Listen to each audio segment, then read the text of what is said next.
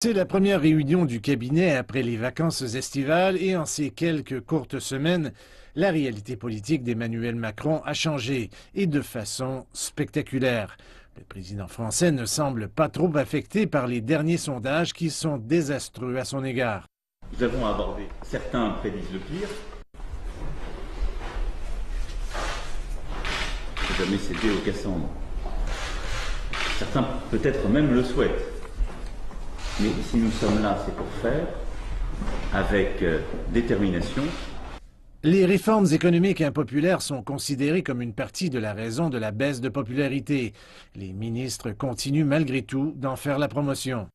Et c'est ce qu'il faut expliquer aux Français, leur expliquer que si on ne veut pas avoir 3 500 000 chômeurs, eh bien évidemment, il faut aller de l'avant et réformer un certain nombre de structures, un certain nombre d'institutions qui aujourd'hui ne marchent pas. Mais ils sont un peu fatigués de tirer sur la corde.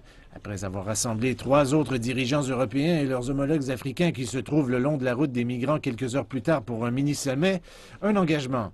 Ne pas en recevoir plus, mais soutenir le traitement de certaines demandes d'asile en Afrique. Ce que nous avons d'abord acté, je m'y étais engagé à Orléans au début de l'été, c'est de pouvoir avoir un traitement humanitaire à la hauteur de nos exigences et pouvoir, dans des zones identifiées, pleinement sûres, au Niger et au Tchad, sous la supervision du HCR, identifier les ressortissants algériens qui ont droit à l'asile selon les règles actuelles et pouvoir les mettre en sécurité le plus rapidement. Plus de 100 000 personnes ont fait le dangereux voyage sur la Méditerranée cette année, alors que l'Europe continue de lutter pour trouver un consensus sur une solution durable.